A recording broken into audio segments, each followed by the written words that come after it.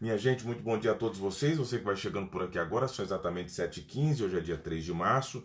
Nós estamos aqui no nosso devocional matutino, nosso devocional da manhã. Nós estamos compartilhando desde segunda-feira no texto de Filipenses. Filipenses, uma das cartas de São Paulo, denominada pelos estudiosos como uma das cartas da prisão, tendo em vista o haja visto que São Paulo escreve essa carta à igreja de Filipos enquanto preso na cidade de Roma em caráter de prisão domiciliar. E ainda que preso, é maravilhoso perceber o favor de Deus que escoa através da vida do apóstolo enquanto ele escreve cada uma dessas cartas, transmitindo bênçãos não só para a igreja de Filipos ou a igreja dos filipenses, mas para nós outros ainda hoje, considerando um período de 2000 anos a posterior. Então hoje nós vamos compartilhar com vocês, a partir do capítulo de número 3, vamos fazer aqui uma reflexão, ainda que breve, do capítulo 3, aqui da carta de São Paulo à igreja de Filipos, ou aos filipenses. Então vamos ler juntos aqui, capítulo 3, vamos ler a partir do verso número 7, vamos ler aqui pelo menos 1, 2, 3, 4, 5, 6 versos, do 7 ao verso 12, tá bem? De modo a nós sermos edificados nessa manhã, eu lhe incentivo vez mais a compartilhar aí o nosso devocional da manhã na sua rede social, de modo a nós termos uma amplitude de alcance maior. Dando bom dia também para a querida Claudinha, Serginho, Laurinha, enfim, para todos vocês que já vão chegando por aqui, agora que são exatamente 7h16, nesse dia 3 de março de 2021. Diz assim o texto, Filipenses capítulo 3, considerando a leitura a partir do verso de número 7. Tome nota aí na sua casa, como eu sempre tenho dito, para que depois você possa, na sua particularidade, refletir de forma mais tranquila sobre esse texto bíblico. Mas o que para mim era ganho, considerei perda por Cristo. E na verdade tenho também por perda todas as coisas, pela excelência do conhecimento de Cristo Jesus, meu Senhor, pelo qual sofri a perda de todas essas coisas e as considero como escória. Há uma tradução que é mais enfática, ele usa a expressão, e as considero como esterco, para que possa ganhar a Cristo.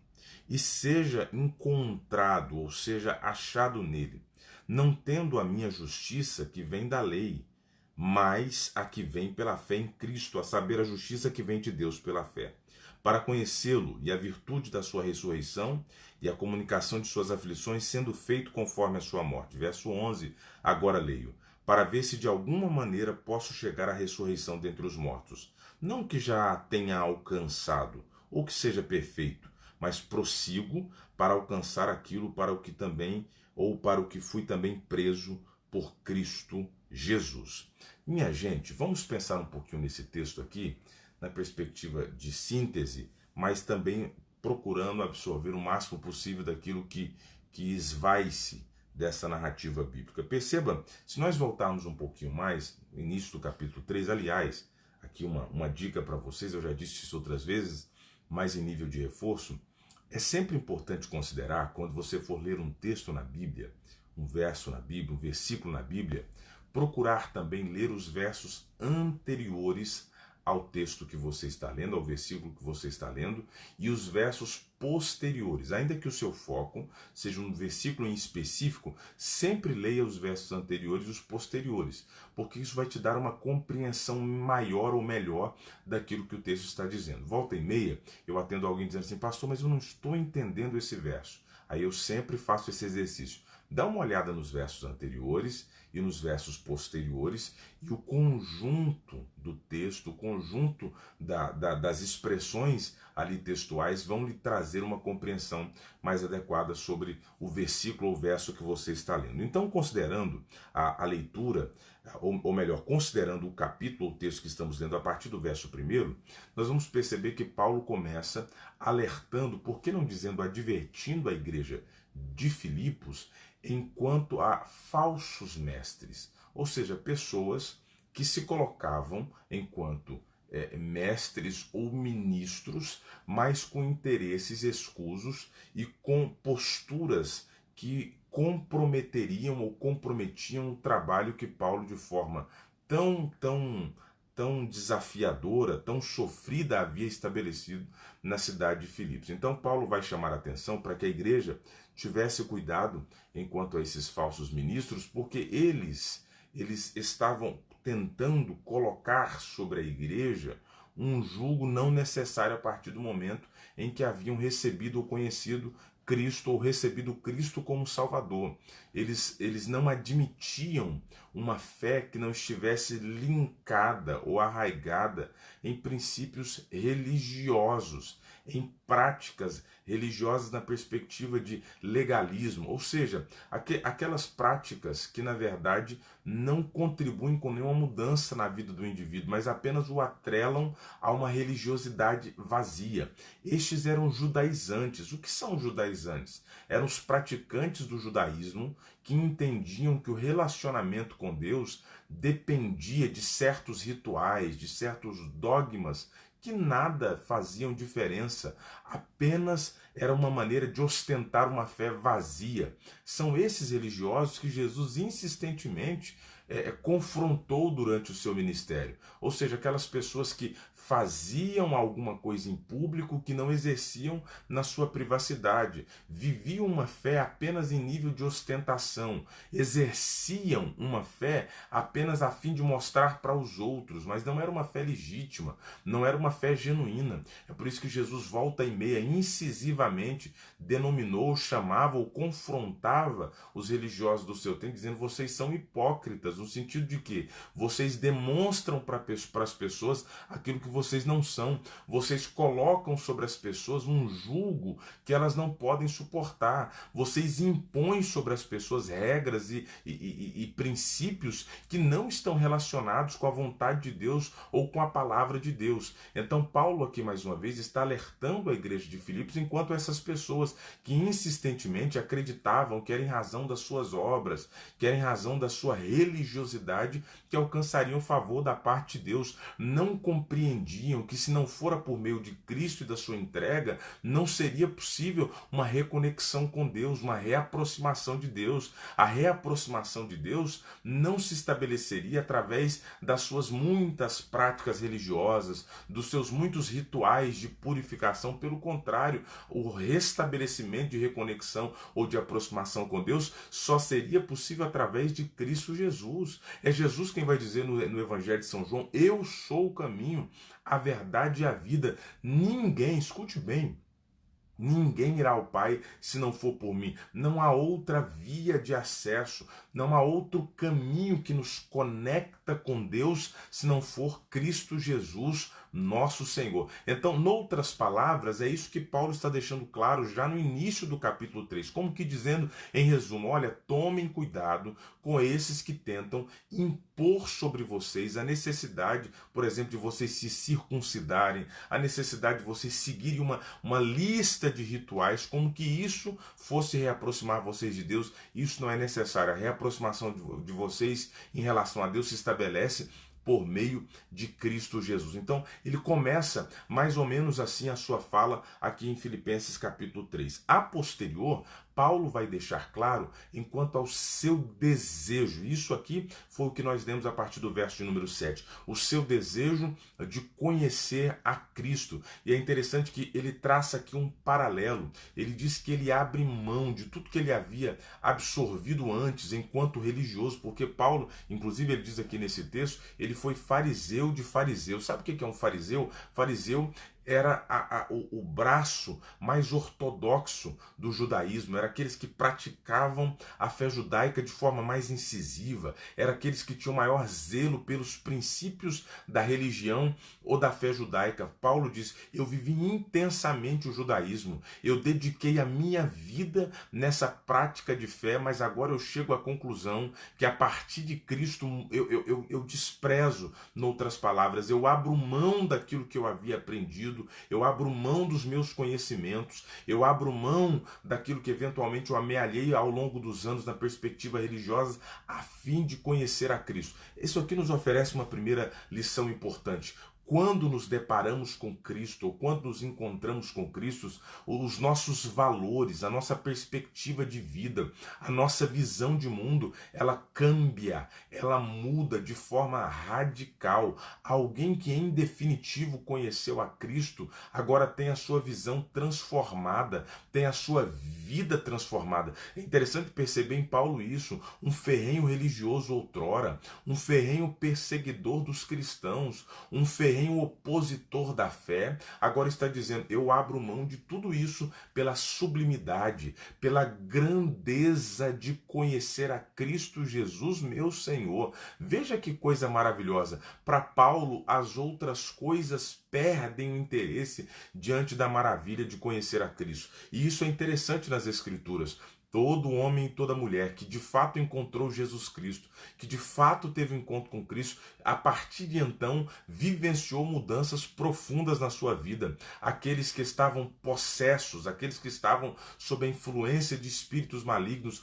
foram em definitivo libertos. Os que estavam enfermos, sejam de enfermidades emocionais ou físicas, foram curados. Os que exerciam práticas escusas mudaram a sua maneira de viver ou mudaram a sua forma de reagir diante das suas decisões, das suas práticas diárias. É impossível um indivíduo encontrar legitimamente com Cristo e não ter a sua vida em absoluto transformada. Cristo faz com que os nossos valores, faz com que os nossos paradigmas, com que os nossos padrões sejam transformados de forma definitiva. Minha gente, com isso eu estou dizendo para vocês agora de forma prática, nós precisamos buscar a cada dia uma vida em que seja possível um maior conhecimento de Cristo. Interessante que quando ele fala sobre conhecer a Cristo, a palavra que no original é gnoskos, que dá o sentido, não é de um mero conhecimento, não é conhecer de vista, conhecer de longe.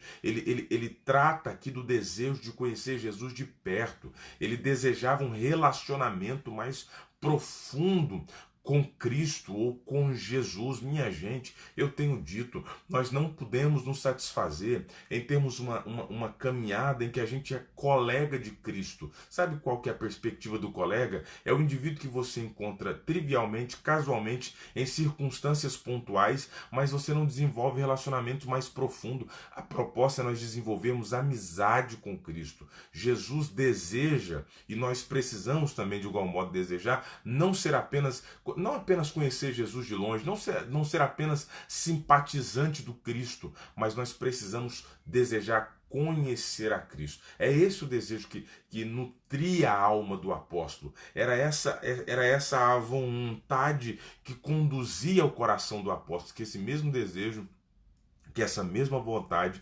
possa conduzir e nutrir os nossos corações. Às vezes a gente percebe muitas pessoas que eventualmente fazem parte de uma igreja, fazem parte de uma comunidade de fé e que por vezes vivem uma vida que destoa aos valores e princípios que nós consideramos da fé cristã ou daqueles que seguem a Cristo. Por que isso acontece? A resposta é simples, direta e objetiva. Isso acontece pela ausência do conhecimento de Cristo, porque à medida que nós conhecemos Cristo, nós assimilamos para nós. Olha que coisa interessante, à medida que conhecemos Cristo, nós assimilamos para nós os seus comportamentos e as suas posturas. Lembra do que São Paulo vai dizer? Eu acredito que Gálatas, quando ele diz assim: não mais vivo eu, mas Cristo vive em mim. Então, à medida que nós conhecemos Jesus, ele passa a viver em nós. Então, agora o meu linguajar muda, o meu comportamento muda, a forma de lidar com as questões da vida muda,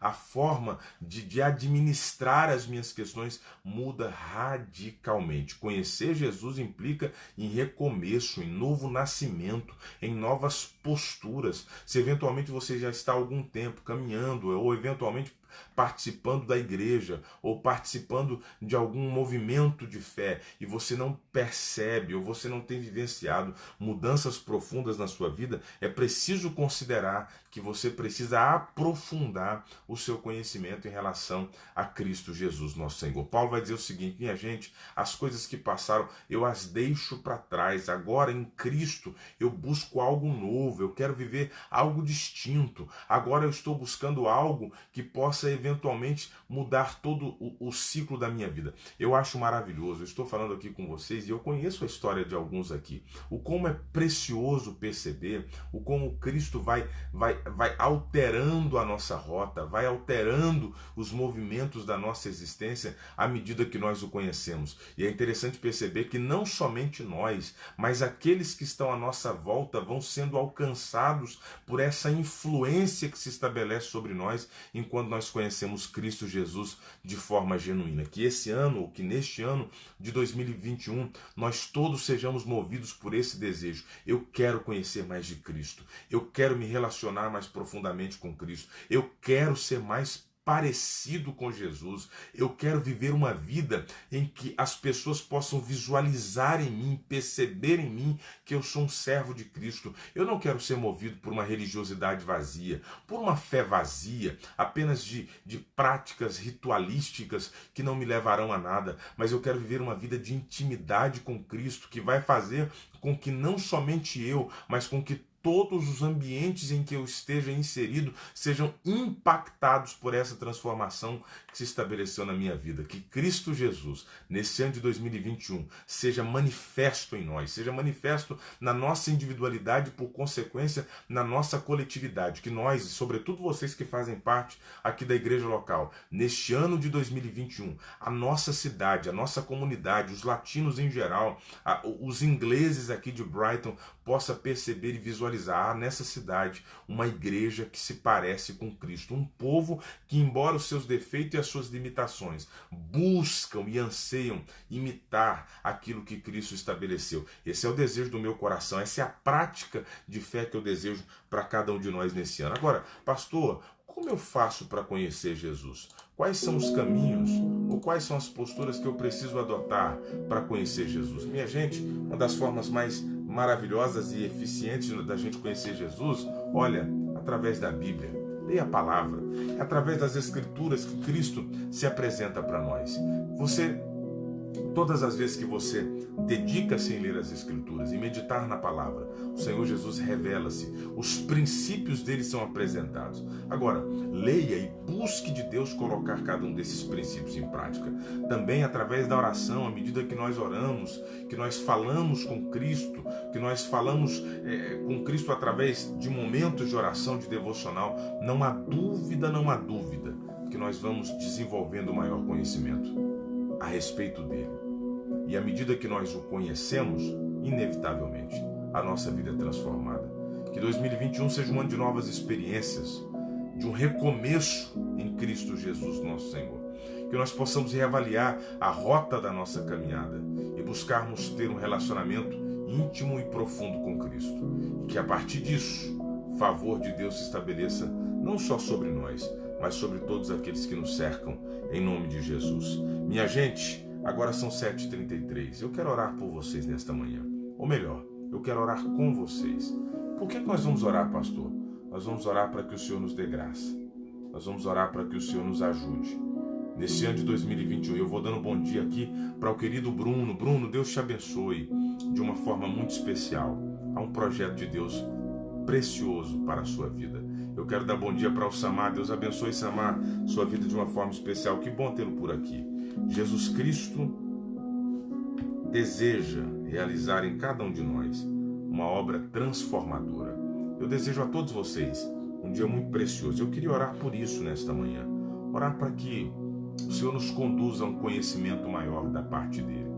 Para que o Senhor desenvolva nos nossos corações uma perspectiva maior a respeito dele. Que nós possamos de fato entregar nossas vidas nas suas mãos e permitir com que ele conduza os nossos passos.